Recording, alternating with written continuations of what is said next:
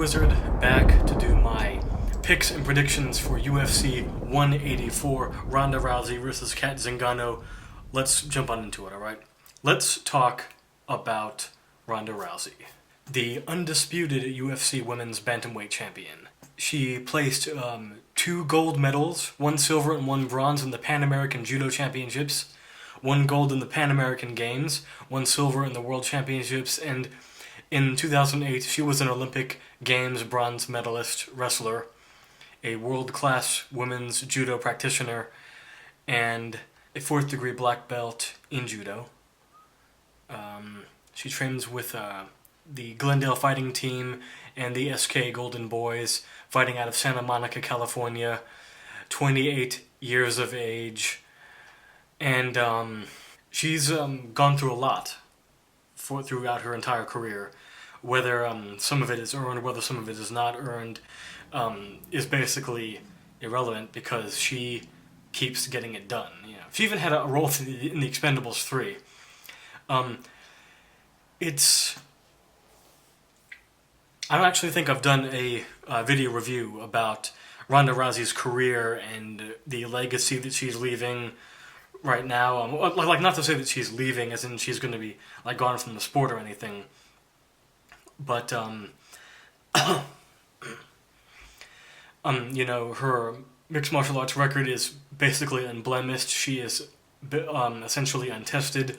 She's got like she's 4-0 as an amateur, and she is 10-0 as a professional, with Idina Gomez, Charmaine Tweet, Sarah D'Alelio, Julia Budd, Misha Tate, Sarah Kaufman, Liz Carmouche, Misa Tate again, Sarah McMahon, and Alexis Davis, 10-0. All of those fights, with the exception of one, ending in the first round, and all but like 2 of those ending by an armbar, with her, you know, her armbar of death, her weapon of choice in every single competition that she's in. It's tough to describe, you know, what there is to do with Ronda Rousey, even if she gets by her opponent in this. Cat Zingano. Okay, let's talk about Cat Zingano. She is technically the first mother to have ever won a fight in the UFC, so there you go. She is also undefeated at 9 wins with no losses, 5 by way of knockout, 3 by submission, and only 1 by decision. 32 years of age, fighting out of Broomfield, Colorado, and also the road to where she is today. Even though she has not lost, she's gone through a lot of adversity as well. She's beaten the likes of Takeo Hashi, Raquel Pennington, Misha Tate, and Amanda Nunes at UFC 178. Alright, this started back at the UFC Ultimate Fighter 17 finale when I saw Cat Zingano fight for the first time, free on TV. She was there, and she fought against Misha Tate, and I actually picked Misha Tate to win that one. And I think Tate might have been the favorite. You know, Tate was coming off of a good win at the time, and Tate looked very good the first round. And then after that, basically, the size, the strength, and the wrestling of Cat Zingano started to take over. She unloaded a couple of knees in a clinch, and then the referee, was Kim Winslow, I believe, stepped in and stopped it. It was kind of a controversial stoppage, but given the damage she was taking, it is what it is. It happened. And, however, she would not be challenging Ronda Rousey on the same card on UFC 168 that saw Chris Weidman defeat Anderson Silva again by a broken leg. It would be Misha Tate facing Ronda Rousey again and making it to the 3rd round with her that night before getting armbarred in the 3rd round, after a fun but mostly one-sided fight.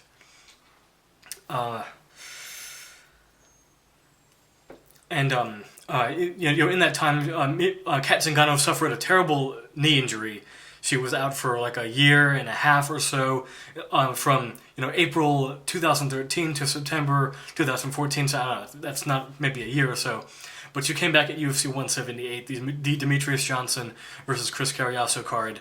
That was also where Dominic Cruz returned, and she beat Amanda Nunes after looking very shaky in that first round again, and that's going to be a factor that I think will play into this. But overall, it's she went out there and she had a very dramatic comeback once again and beat down Amanda Nunes and earned this title shot and that's where she is right now at this moment. How do I think she's going to do? Let's see. What are Ronda Rousey's ways to win this fight? Win as quickly as possible? Even if she doesn't do that, like the way she went in there and after her rematch with Miesha Tate, a great fight, very back and forth. It was really a great showcase of everything that Ronda Rousey could do, from going for inverted triangles to hip throwing to shifting an opponent's momentum at just the right moment so that you land right on your face, and she'll try to go for the armbar again. And she's shown improved striking too. She took out Sarah McMahon with a knee to the body back in February of 2014 in just 1 minute and 6 seconds, and then she completely blasted and knocked out Alexis Davis in only 16 seconds, which was the knockout of the year, and I believe the quickest fight of Ronda Rousey's career. Definitely the quickest women's bantamweight title fight that had ever happened before. So how do I think the fight's going to go? This is probably going to be the toughest test of Ronda Rousey's career. If it doesn't end up being that, and if once again Ronda Rousey goes out there and completely destroys Zingano in like a round, or in even like a couple minutes, because she could do it. I mean, she's Ronda Rousey after all. Hold on, might be getting some messages in here. Then even Dana White himself admitted that he doesn't know what he's going to do with Ronda Rousey at this point, because she's pretty much cleaned out the entire the entire division. I don't think that a rubber fight with Miesha Tate, even though she's coming off of a really good win and that's probably still a sellable fight, I really don't see Tate pulling off a win in that bout. And I would have said a rematch with Sarah McMahon, but again, Sarah McMahon's coming off of a loss to Miesha Tate. And the only other gal who comes to mind in the women's bantamweight division is maybe Holly Holm, assuming she gets by Raquel Pennington, which also happens to be the co-main event of this night, because Chris Weidman got injured and was not able to face Vitor Belfort. So, there you go. The biggest red flag that I have in the Ronda Rousey versus Cat Zingano fight is this. Zingano is a bit of a slow starter, and Ronda Rousey always looks great the first round. And she's always incredibly dangerous that first round too. So, like Cat Zingano, sometimes she looks a little slow, like she takes a little bit of time to get going. It's almost like she's the women's bantamweight version of Joe Lozon. You know how she has to get hit a couple times before she starts, really kicking things into gear, and then her wrestling allows her to take over. We've never really seen Ronda Rousey out-wrestled or out-grappled for that matter. She hasn't lost a round, really. In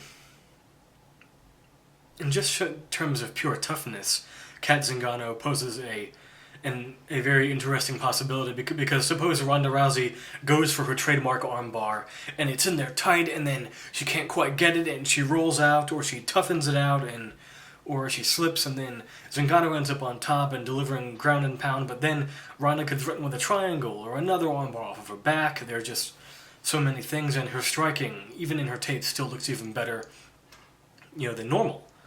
So, it'll be a great story and a great underdog comeback if she's able to do it, but I just cannot pick against the one and only Ronda Rousey to get the job done here. It's probably going to be Hold on. Probably late first round, TKO, or early second round armbar, depending upon how things go. Or it could be a completely different submission. Maybe Ronda Rousey knows that that's what Kat Zingano's expecting. So there you go. So do your thing, Ronda. At the Staples Center, Los Angeles, California. Okay, next bout. Raquel Pennington, Holly Holm. Oh, and by the way, I really hope that if Ronda Rousey does win, that she will have by now earned some love from the crowd, because I don't know what it is with some UFC fans. They just do not like her. Like, she got booed like crazy